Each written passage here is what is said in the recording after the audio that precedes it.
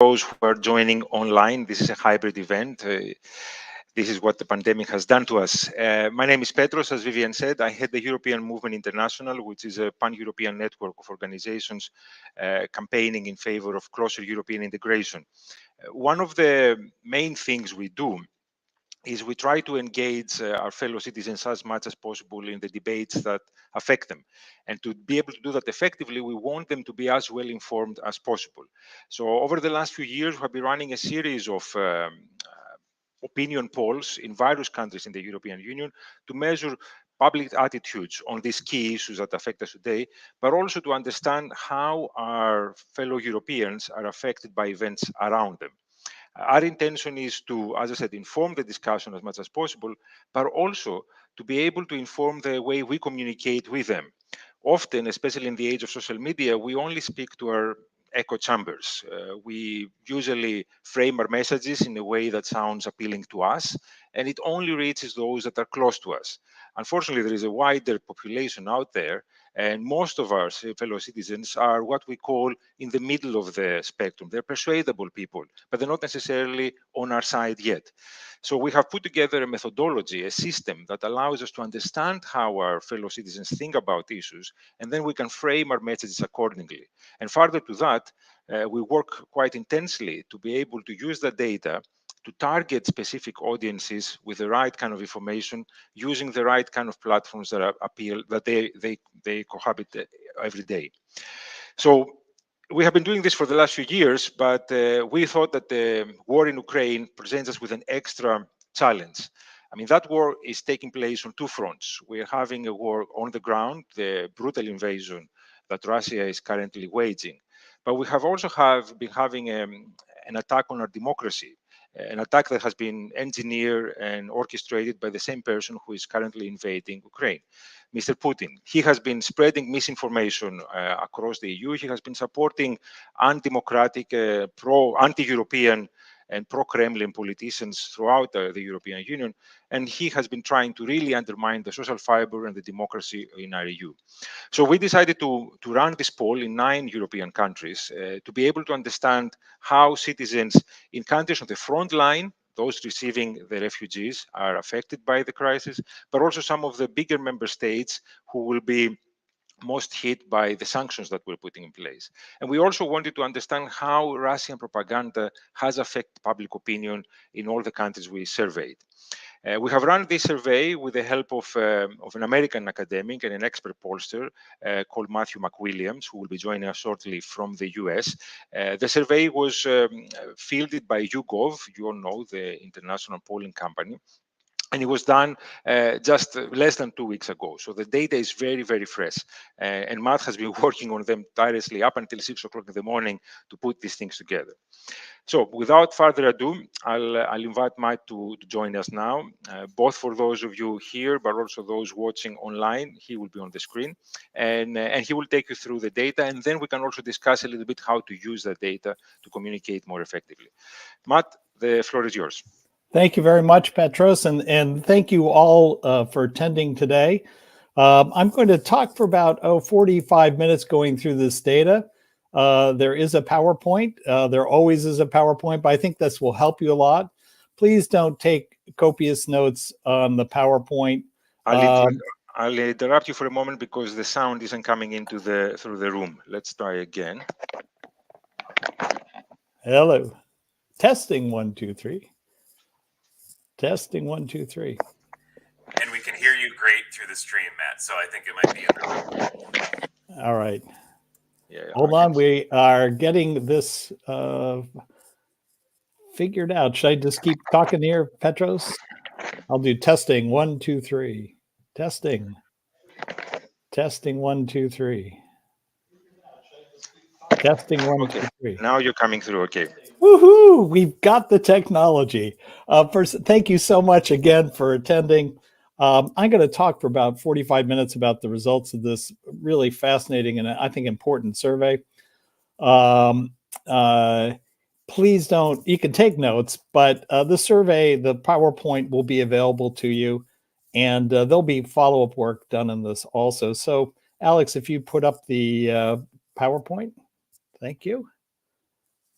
And let me get to full screen. So these are survey results, Estonia poll, obviously, sample of 500.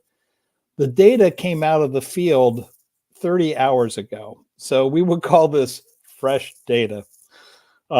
This survey was conducted for Comms Hub, and that is led by EMI and Petros, and very well. And thank you so much, Petros, for your partnership on this. And EMI is what we call the EU node of the communications hub. And it's part of an effort, as Petros referenced, to understand and maintain European public support for Ukraine democracy and refugees through communications. It's going on in 9 countries right now. Estonia is the first that we've presented to. And it's based on 3 strategic assumptions. 1, European support is critical for Ukraine to repulse and survive Russia's attack and to protect refugees and maintain sanctions. And support in Europe is dependent upon public opinion. And the future of EU, liberal democracy, civil society, and Estonian democracy, in part, is really dependent on the outcome of this war.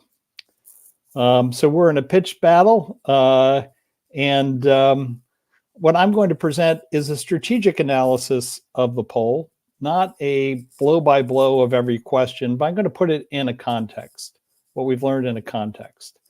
And at the end, come up with some applications of what we've learned for segmentation, framing, targeting, and messaging. By the end of this, in the last 5-6 slides, you can take that and use that in your communications right now and know that you're in a very strong place when you're communicating about Ukraine, when you're communicating about the war, when you're communicating about Estonia's efforts and work to stop Russian aggression.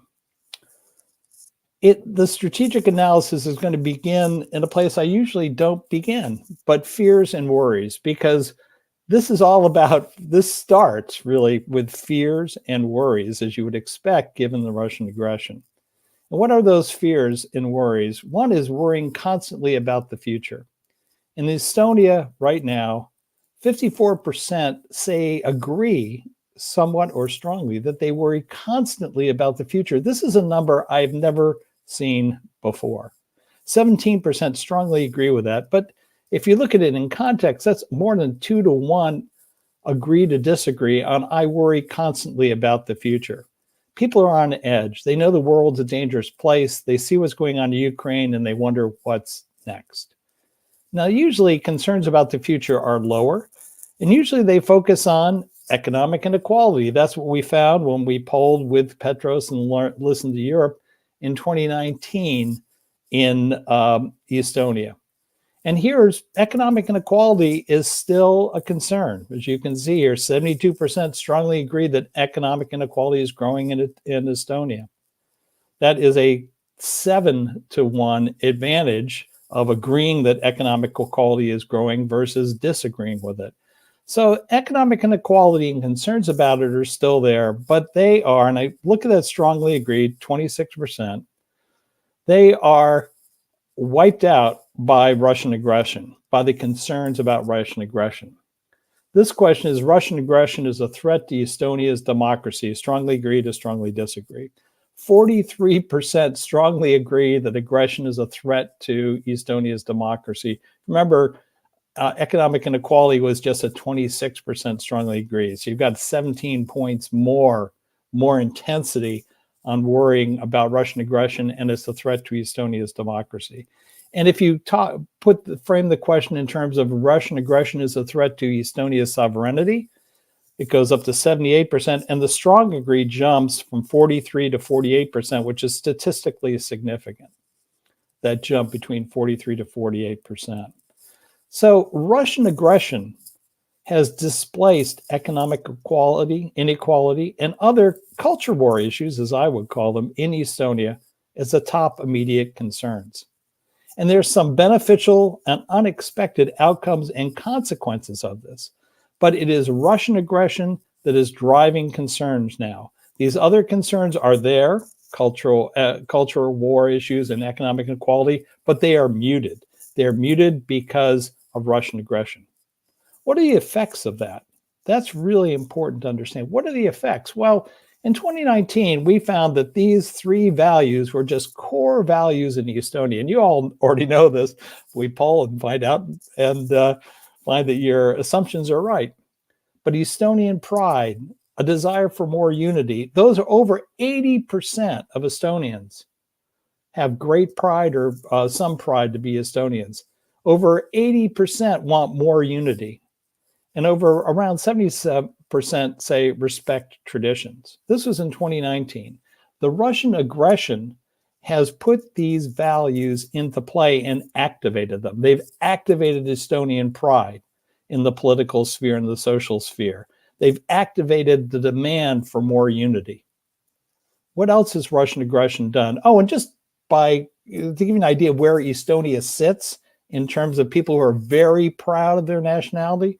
Remember, we said it's over 80%, vary in some, but how about very proud? 49%, almost 50% of Estonians are very proud of their nationality. And you can see the other 13 countries that we've looked at this, and Estonia was number one by far. I mean, Poland and Greece, very close, but after that, by far. Okay, so Russian aggression has activated the core values of unity and pride in country. It's also activated support for democracy. And this question is simply, since the Russian invasion, my support for democracy and democratic institutions in Estonia the blue bar has increased. So support for the democracy and democratic institutions has increased 35% since the Russian invasions. It's a rally around the flag effect. It is also an effect of pride being activated. It is an effect of unity being activated. Only 16% say that their support has decreased. How does this compare to other countries? Well, again, that's 2-to-1, all right? How does it compare to other countries? Other countries, the Russian invasions had a different effect on support for democracy and democratic institutions. You can see in Italy, it's upside down. More people say that their support for democracy has decreased than increased. France, the same thing, 28-15. In Germany, it's an even split. So Estonia, something has happened here. And what has happened is pride and unity, unity of purpose, unity of defense, safety, security, and pride have been activated by the Russian invasion. What else has the Russian invasion done? All right, well, it's also increased satisfaction with democracy. A majority, I don't have I can't say increase, but because I don't have a poll before then that shows this, but a majority, 58% of people in Estonia are now somewhat satisfied or very satisfied with democracy. That's a number we don't see anywhere else. That's a really strong number. Now, most of this is sitting in the somewhat satisfied. It'd be better if it's very satisfied, but I would project that given what we saw in the question before, that satisfaction with democracy has been going up also in Estonia. And why? And that's because the way that you have responded to Russian aggression. You've responded with strength, surety, smarts, commitment. What else? There are still divisions. I'm not saying these divisions we talked about earlier are gone away, but they're muted.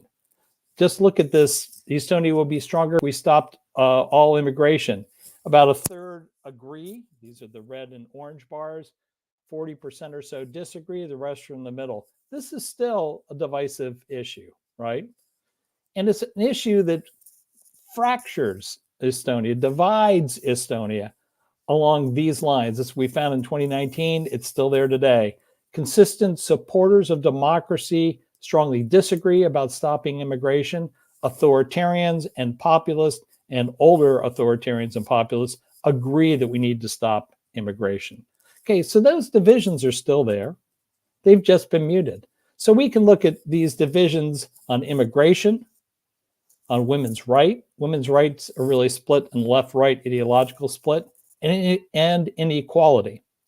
And you can see that populists factor on two of these, immigration and inequality, which means populism is an important driver of concerns about inequality or populists are more likely to be concerned about inequality, and they're more likely to say we need to stop immigration.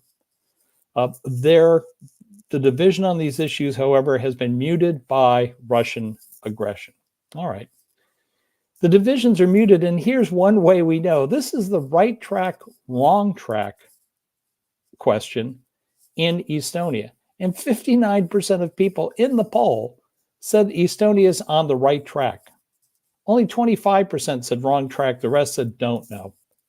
That's a really, really strong right track number. It's one you really don't see in many countries. And the reason, again, behind that is partially Russian aggression. You can see this comparatively. In Finland, 54% say Finland's on the right direction. In Germany, 39%. Italy, 30%. France, 24%. Better watch out for the French election, presidential second round this weekend, because most people in France think it's on the wrong track. So you can see that Estonia is an outlier here in a lot of ways, but an outlier that is pro-democracy, pro-security, pro-Europe, pro-Ukraine.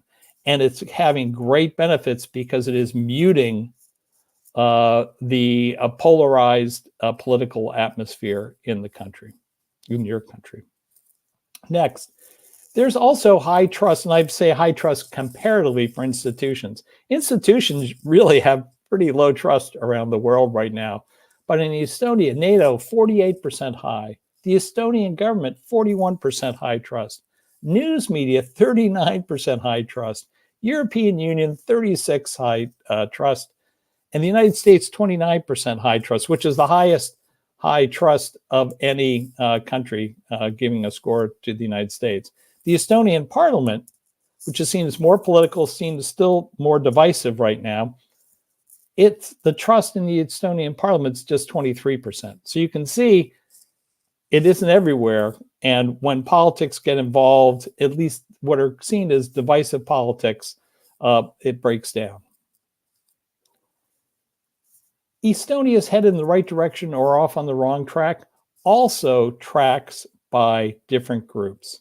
Populists are more likely to say, don't know, wrong track, or consistent supporters of democracy, high trust in the news media, which you don't see in many countries, but I would think it was 39%, and higher income people are more, the higher your income, the more likely you are to say that Estonia is on the right track. Not just higher income people, but the higher your income level is, the more likely you are to say Estonia is on the right track. Now, I want to drill down for 1 second. So, when we've looked at this, we see people think the Estonia is on the right track. Russian aggression is the threat. Russian aggression has activated demands for the want for Estonian pride and the want for unity. And it has driven people to say, I'm more satisfied with democracy because I like the way my government's responding to Russian aggression. Let's look for a second, though, at consistent democracy, because you see people who are consistent supporters of democracy continue to come up in places that we support. They're part of civil society. And let's do that by, I'm going to ask you 4 questions. And I want you to answer in your own mind, and I'm going to predict what your response is. And these are 4 questions that we use to determine, 4 of the 5 questions we use to determine consistent support for democracy. So these are yes, no, quick answers. Yes or no, a democratic political system is a very good or fairly good way of governing my country. So if you think democratic political system is a good way of governing your countries, the answer yes. Question 2, democracy is preferable to any other kind of government, yes or no? Question 3, watch how this is worded. Army rule is a bad or very bad way of governing my country. So if you think army rule is a bad way of governing your country, you'd say, yep, I think you'd answer yes to this. Then the 4th question, having a strong leader who does not have to bother with parliament or elections, Vladimir Putin, is a bad or very bad way of governing my country, yes or no? Now, If you answered yes to all 4 of these questions, you are a consistent supporter of democracy. And I would bet the people online and in the room, 90% of you at least, answered yes to all 4 of these questions. The question now is, what percent of citizens in Estonia answered yes to these 4 questions and 1 more, and they always support democracy? And if you're getting a number in your mind right now, I bet you're saying 50, 60, 70, 80%. There might be someone who says 40%. But most of you would probably gather around 60 to 70%. Well, the answer is, from the poll, 36% of citizens in Estonia always support democracy. You know, you might be saying, oh my gosh, that's not enough. That's up 6 points from 2019 when we last polled on this. And also, what's important to know about that is the second question. If we look at 4 out of 5 times answering that question, another 27% choose democracy. So consistent supporters, 36%. Those who fall out on 1 question, another 27%. So about 63% of citizens in Estonia lean towards democracy, 36% of them really hard. And when you're thinking about the difference between you, the 90% of you in the room and online who said, yes, I always support democracy, and the citizens in Estonia, the 36%, that's a pretty big gap. So you can't make certain assumptions about everyone supporting democracy, because they don't. Right now, there are some questions about democracy, but of what we have seen from this poll is that Russian aggression is making people say, hey, democracy is not that bad. And also, I like what my government is doing when it comes to the Russian aggression. Those who are more likely to support democracy in Estonia are older, more likely to have higher incomes, and they have a high trust in the news media. Those who are less likely to support democracy are authoritarians, and first time up, watch Russian media sources always or often. We asked about 6 different Russian media sources: Russia 1, First Channel, First Baltic Channel, RT, Russia 24, NTV. So if you're less likely to support democracy, you're more likely to watch Russian media sources and to be an authoritarian attitudinally. More likely to support democracy are also online users of Twitter and LinkedIn. Less likely to support democracy, online users of Snapchat, TikTok, and Telegram. And I think this is really age. If we put age into the model, age would wash this out. I think younger people we know are less likely to support democracy. That's one of our big challenges. And older people and very engaged people are more likely to support democracy. That's Twitter and LinkedIn set. All right. Now let's drill right down to attitudes about Russian aggression in Ukraine. Okay. Take a breath. And how much attention first are people paying in Estonia to the news daily about the Russian invasion in Ukraine? 50% are paying a great deal of attention. Another 29%, some, that's 79%. That great deal, that 50%, is the highest attention of the 5 countries that we've so far looked at the data from. So Estonians are following the war closely. Who's following the war? Well, when we look at these are regression. When you get to these orange boxes, they're regression analysis. The people who say they don't, not paying much attention to the war, are following Russian media sources, Instagram, Snapchat, and Telegram users. The people who say they're paying a lot of attention or a great deal of attention to the war, they're Twitter users. Now let's go to the Russian invasion. Was it legitimate or illegitimate? And this is a pretty complicated question, but I'll just ask it to you in the room. Do you think the Russian invasion was legitimate, of Ukraine was legitimate or illegitimate? And I would wager to say that 100% of you believe, as I do, that it was entirely illegitimate, a fake war, Putin's war. What about Estonians? Well, in Estonia, 78% say it was illegitimate. That's 71% totally illegitimate, this on a 10-point scale, and 7% pretty illegitimate or somewhat illegitimate. People who say it was both legitimate and illegitimate are about 12% of the population, and those who say it's totally legitimate are 10%. So you have a 78% illegitimate to 22% legitimate or both. Those 22% are the opposition. They're the opposition. They are authoritarians. They are watch Russian media. They are not our friends, and they will not support us. Compare this to other countries. This is the totally illegitimate number first, and then totally illegitimate and somewhat illegitimate. Finland, 82% compared to 78 for Estonia. France, notice how these numbers drop. 20 points less in France, saying that Russians' invasion was illegitimate. 20% less in Italy, so 58 compared to 78% in Estonia, and 21%, almost the same number, in Germany.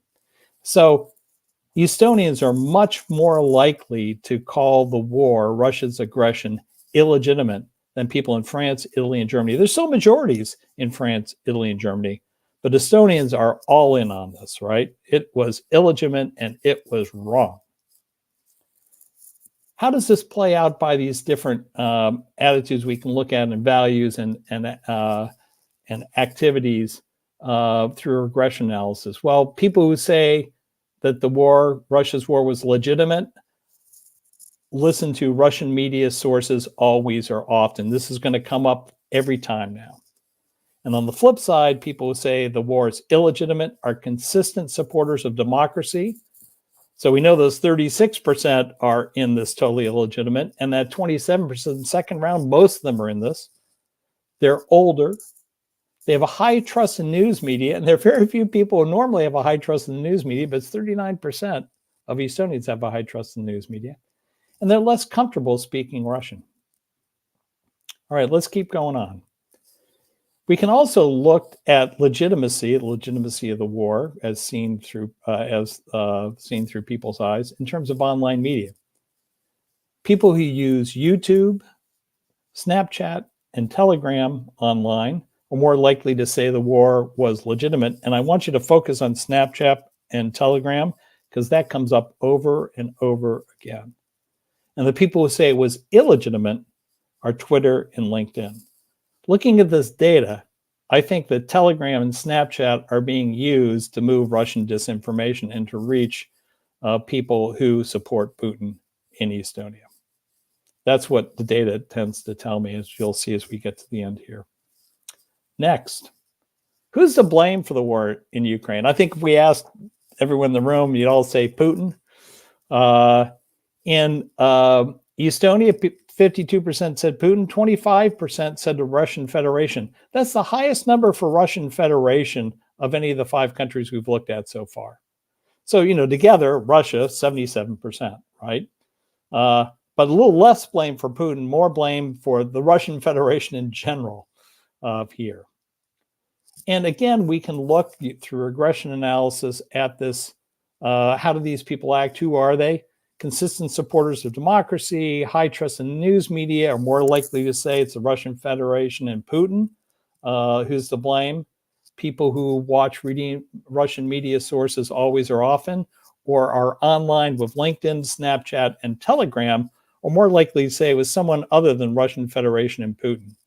And I bet the LinkedIn people would be more in the all of the above in US categories.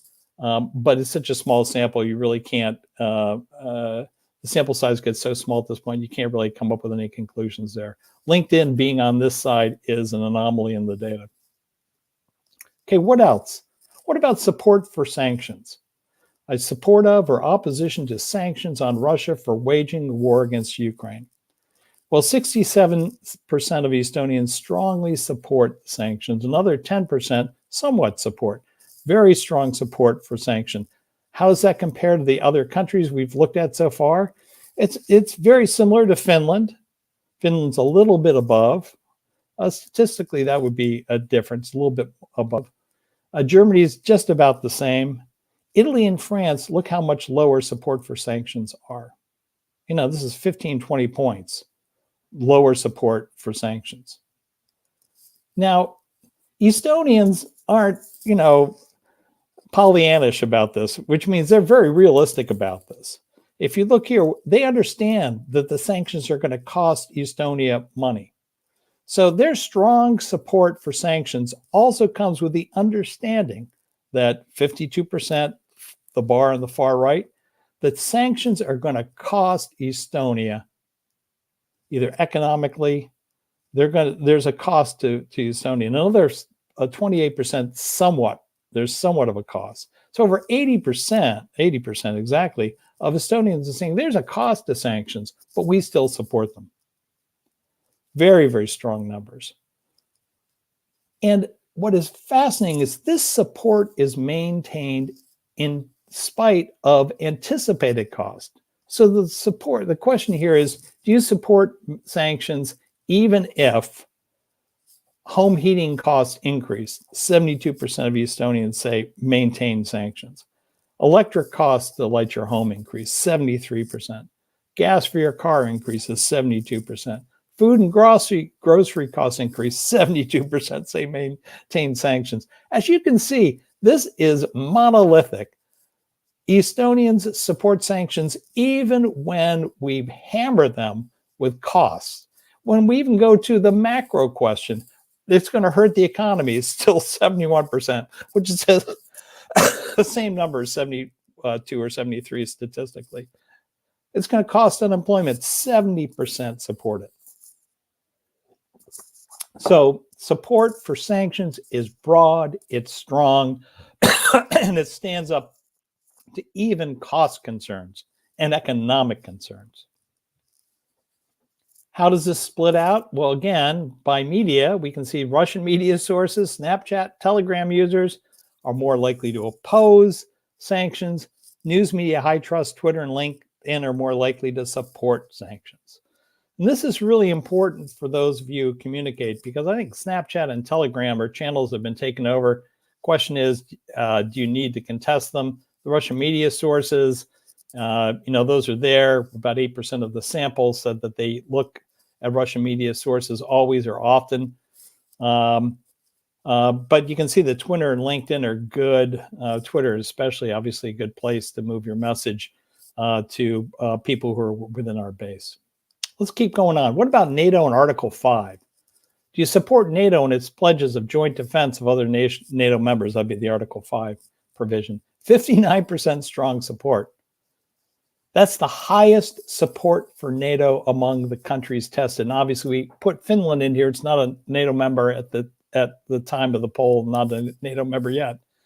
But 59% strong support for NATO. Another 20% somewhat support, well above other countries.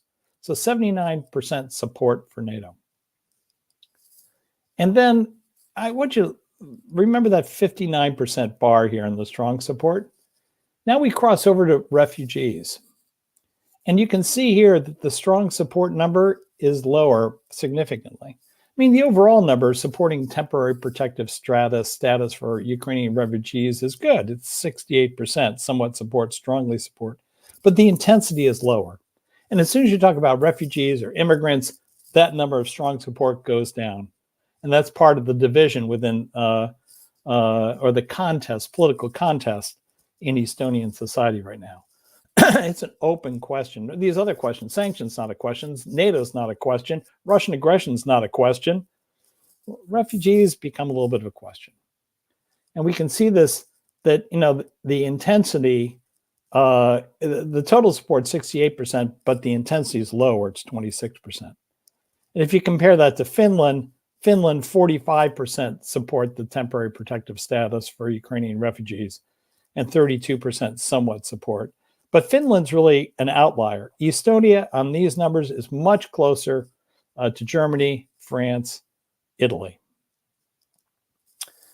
Okay, limiting refugees. And again, I want you to look at how the strong agree bar is lower. Estonia should limit the number of refugees from Ukraine it takes. Agree is 46, the disagree is 24. It's not 2-to-1, but it's close to 2-to-1, but the intensity is not there. So when you cross outside of these into refugees, immigration, some of the divisions, the hesitation in Estonian society comes out. And you can see this division also in terms of the regression analysis. The populists somewhat agree or strongly agree that we should limit the number of refugees. Consistent supporters of democracy, no, we disagree with that. So that division that we've talked about that's muted by Russian aggression emerges on this issue. Now let's go quickly to look at EU and some EU concerns. And I want to tie this up in terms of targeting, because there's real straightforward targeting advice here for online, and message and frame, because it's really straightforward, the message and framing. So first, question about EU solidarity. You can choose one or the other. And the EU solidarity answer is the blue one, and that is, within the EU, we need to do everything we can to help countries in need. 65% of Estonians agree with that. 35% say, oh, demands for solidarity between EU countries are being pushed too far. That's a really good, very strong number in terms of EU solidarity. EU is popular in Estonia now with a majority of people, and solidarity within the EU is prized. You know, there's pride in Estonia, there's unity in Estonia, and there's a demand for solidarity with other EU countries. The populists are the ones who are more likely in regression analysis to say demands for solidarity are being pushed too far. And there's growing solidarity, growing demand for solidarity in the EU. We asked this question, and this is the percent that agree. The Russian attack on Ukraine demonstrates the need for a common EU defense policy. 82% agree. Energy policy, food security policy, defense capability, including a joint military, migration policy had the lowest agreement. But you can see that not only is there support for EU solidarity, there's growing support for the EU to be more active on defense, energy, food security policy, defense capability. Active as part of all the countries working together, not as its own agency, but working together. The countries working together. Last, I want to look at Estonia by EU segments. The EU Communications Department of the Parliament uses 3 questions to sort people by country into different segments. And these are supports for the EU. The highest level support are enthusiasts. That's the dark blue bar. The next are moderates. The 14%, the yellow, are ambivalents.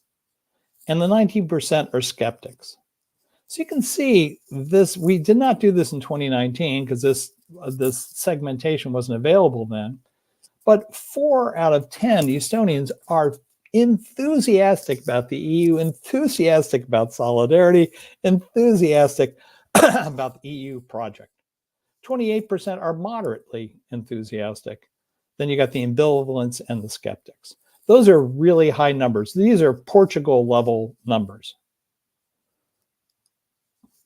How does this break out in terms of regression analysis? Well, the enthusiasts and moderates are more likely to be consistent supporters of democracy. They don't listen to Russian media. They think the Ukraine war is illegitimate. They trust the country's government. They trust the news media. They trust NATO.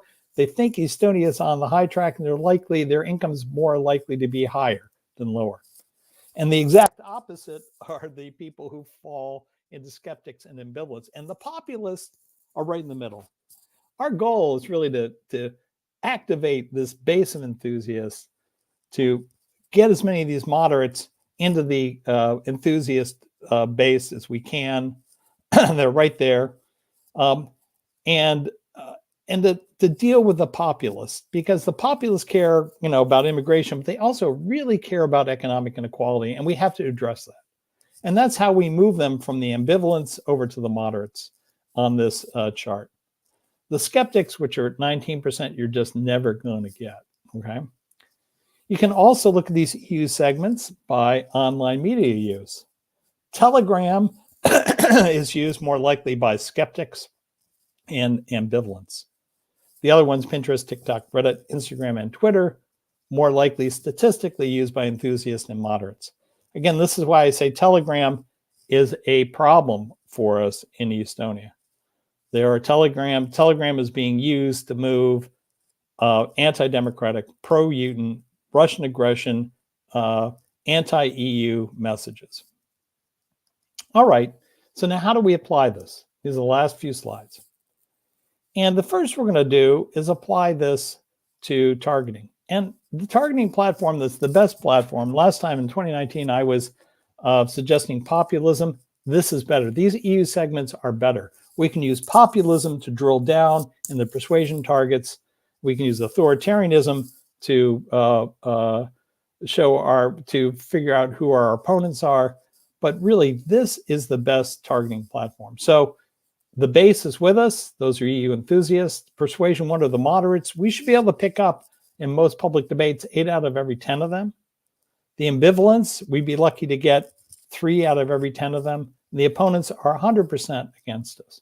Okay, people don't walk around Estonia, I know, with the sign on saying, I'm base, I'm an enthusiast, or I'm a moderate when it comes to the EU. But we can figure out who these are using all the demographics, all the attitudinal data, and media usage data we've seen so far. So first, I won't read through these again, but this consistent with democracy, consistent supporters of democracy versus inconsistent supporters of democracy, they map out onto these EU segments, as do all these other issues and concerns. Also, as we saw, online media maps out onto, it can be mapped on top of the EU segments. But there's more. Again, populists are in the middle. Inequality and immigration are where you've got to fight them. You can't sell out on immigration, I would say, but you can work on inequality and move them from persuasion 1 to persuasion 2. But issues also play. Older people who care about democracy are more likely to be in the base. Older people who put immigration first are more likely to be against us. People who care about women's rights, LGBTQ issues, climate change, who want renewable energy to solve climate and renewable energy investment to break Russian energy power. Really important question I didn't have time to go into today. Those are all based in persuasion 1 audience people. And people who are pro-European and pro the future, they're based persuasion 1, and you can pick up a few persuasion 2 people. Younger people are our engagement target. And I think this period we're in right now is a real opportunity to talk to young people about the benefits of democracy. Sure, it is frustrating. It's hard to get anything done, but it's a better system than Putin's system. And also look what democracies can do when they're allied together, when we're working together. And that's what is really going on in Estonia right now. People see it working together and they like it. They like government that takes action and does things, and leaders that take action. Let's look at, so you can use these to target online very, very effectively. Let's look at framing and messaging. So what are you saying to these people? A lot of people can target, but what are we saying to them? Well, first we have to remember that Estonians are worrying constantly, daily. They're fearful right now, and they know the world is a dangerous place. And they want leadership and government and a society that answers that. And that's the opportunity. People have rallied to Estonia, to the EU's response. They've rallied to Ukraine's side. They've rallied to the Ukrainian cause. They understand the importance of it at a fundamental level. They might not know it as well as we all do, but at a fundamental level, they know.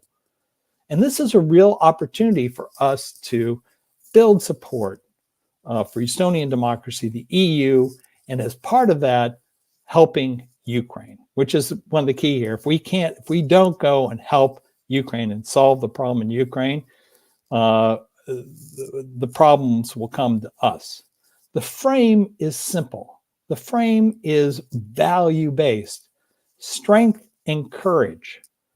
Sticking up for Estonia, standing up to Russia, standing for Ukraine, standing for what's right, identifying what's wrong. You know, Zelensky, we tested in this poll, he had the highest favorable I've seen for a politician in years. 54% very favorable in Estonia. And another, I don't know, 26% somewhat favorable. I mean, incredible. Why? Because he's stood up. He's shown strength. He's shown courage. He's talked about democracy. He has drawn a line. Draw a line in your communications, because it can only help bring people further along, and they will rally to you right now. We talked about early those core values, pride in Estonia. That pride is critically important part of communication and the values frame. The unity of purpose, again, a core value identified in 2019. Unity instead of division. You know, the divisive politics, remember that the parliament have much lower levels because it's seen as division, right? Talk about unity instead. Demanding better from Estonian leaders. Estonians standing together. You know, anyone in the room who's in parliament right now, you can talk about unity and unity of purpose. And that's a really strong place to be. Estonians stand together to bullies, stand up to bullies together. Because people know that division is dangerous and also that extremism is dangerous.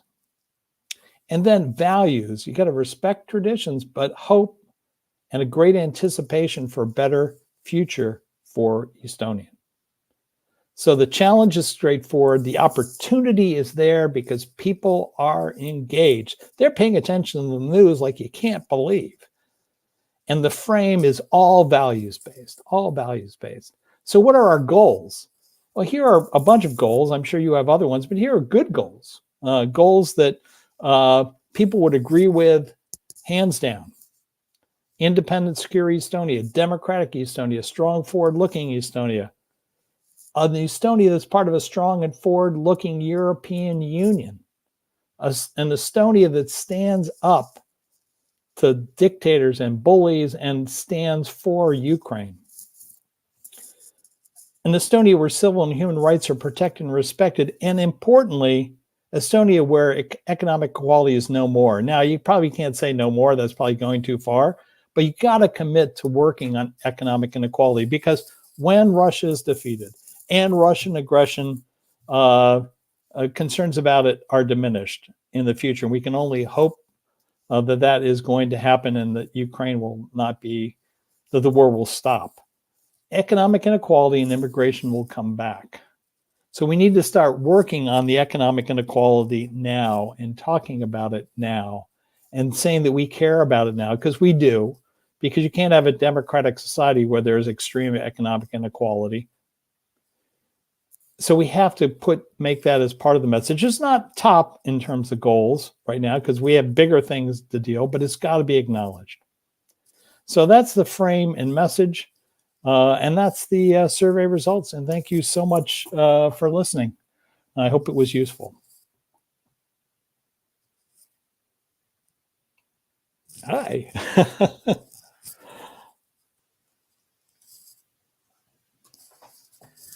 Thank you so much, Matt. I think we're waiting for Petros here.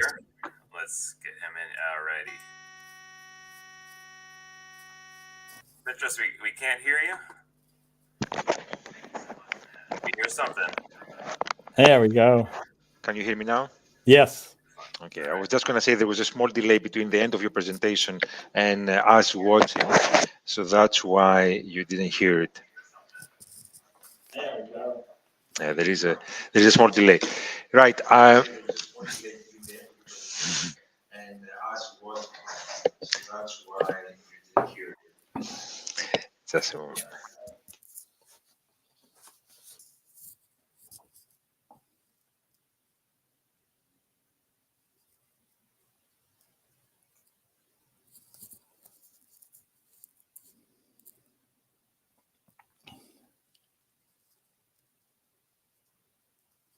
We have switched off the presentation from here because, as I said, there is a time difference slightly.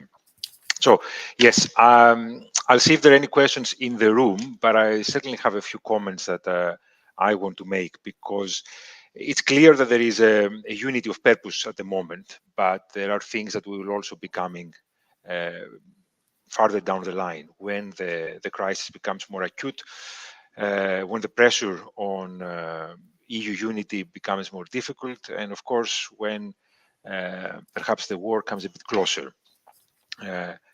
Maybe if you don't want to see me, shall we also take the screen off? Okay. So yes, I just wanted to check if anybody will have any questions. Same applies to those of you watching online. There is actually a question in the room. Yes. Yes, Mr. Matthews, concerning after the war broke out, Estonia banned some of the Russian propaganda channels. So I would like to know his point of view concerning what effect does he expect to have that we have switched off some of the Russian propaganda? Will it push people more to channels like Telegram and so on? One of the questions in the room is, well, the first question in the room is that at the beginning of the invasion, there was a decision by the Estonian government, but also by the European Union, to ban certain Russian-backed outlets like Russia Today and others. And to what extent do you think that has had an effect in public opinion? The fact that there was less supply of Russian propaganda and misinformation, and whether that has led people to move to the online platforms like Telegram and others that you noticed a lot of support for the Russian position? Yeah, I would think it varies by age. I think people who are more conversant in online technology simply just moved online to watch the same media and or go to Telegram. I think people a little bit older might have had trouble figuring out how to do that. But I think, however, from all the countries I've looked at, these Russian channels, state media channels, are toxic. And I'm all about free speech, but I'm not about you can't yell fire in a theater. And I think you have to. There was a question I didn't go into about disinformation, and people want disinformation control. So I think it was a really smart move to do it. And I think you have to. There was a question I didn't go into about disinformation, and people want disinformation control. So I think it was a really smart move to do it.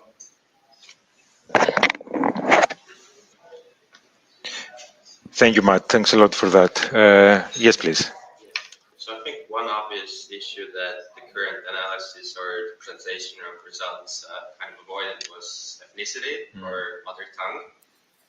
So I just think that some of the causes or explanations that came out on the graphs were the root cause, not root cause or explanation is also ethnicity or mother tongue.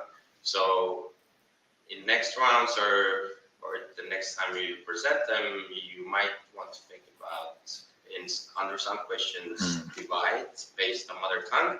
And I guess, yeah, you have some questions on that. The other question from the audience here in the room is whether we looked at ethnicity and mother tongue when we were conducting the research, and that refers to the Russian minority here, and whether we see a difference depending, or whether we see a difference depending on the response based on that. We looked at mother tongue, and we looked at Russian. We looked at it two ways. One is, are you comfortable speaking? A range on comfort with speaking Russian, instead of asking mother tongue because it's a hard thing. And what was really fascinating is that did not come out as predictive in the regression analysis. Instead of asking mother tongue is a hard thing. And what was really fascinating is that did not come out as predictive in the regression analysis. Now, in any regression analysis, there are a lot of variables. You have to be careful you don't overload it with too many. That's called a garbage analysis. But the Russian media sources and Telegram were much stronger than Russian speaking. That's called a garbage analysis. But the Russian media sources and Telegram were much stronger than Russian speaking. And one more thing, but I think it's a great question. You know what I'm going to do is I will go back and look at that and see if I can construct a variable that combines these things together. Russian speaking, Russian all media sources always and often, and see statistically if it makes sense. And if it does, then include it in some modeling to see if that is predictive. Russian all media sources always often, and see statistically if it makes sense. And if it does, then include it in some modeling to see if that is predictive. Okay, thank you, Matt. Now we got the whole answer. I know it's a bit awkward having questions in the audience, but it's okay. Actually, that was a very good question. That was a great question. Anybody else? I'm not receiving any messages from my colleague who is doing the production about any questions online. We have probably just about a couple more minutes. And I don't know, Matthew, if you have any other thoughts to add before we let everybody go. Well, I'm going to, this is a 30-hour analysis of the data. And I think the comparative work, how it compares to other countries, is important. And I think there can be even a more detailed look at it in the next week or two. But all of this data will go up on, I believe, Petros, correct me if I'm wrong, but Listen to Europe. Comms Hub is going to put it all up on Listen to Europe. So it'll all be viewable, and you can look at it and ask questions, run them through EMI to me, and I'm happy to answer them. So it'll all be viewable, and you can look at it and ask questions, run them through EMI to me, and I'm happy to answer.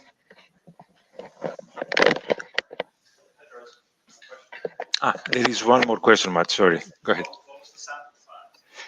We had the 500 people in Estonia. We had 1,000 people in all the other 8 countries, but in Estonia it was 500 people because it's a small country, so it's harder to get a bigger. Also, Petros, just for the people know, it's a panel survey. So these people, sometime in the future, probably depending on budgeting and stuff, but a few months from now, we will go back to these exact same people and see how they answered these questions and other ones. So your input into what you would like to know down the road is very important.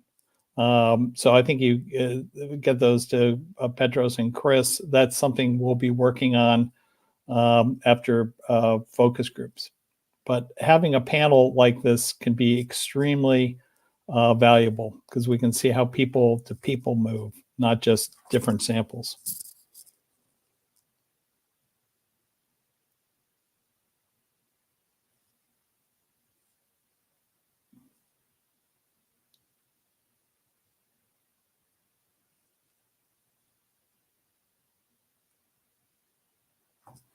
Yeah, that was good to actually stress. Right, we probably kept you enough on a sunny Friday afternoon here in Tallinn. I know this is not the most popular thing I have ever done in the country, getting people to lock themselves into 4 walls on a Friday afternoon. But thanks a lot for all of those of you who joined us, also those of you who tuned in online. Indeed, we are now putting the data together, and we will be uploading them all on our listentoeurope.info website. The presentation will be made available to all those attended, but also to the European Commission and the European Parliament here to share with your contacts and the wider audience. And we will be coming back again when we have the new set of data in a couple of months. So big thank to Matt, of course, for working through the night and getting up very early US time. And we hope to see you again soon. Have a nice afternoon. Thank you.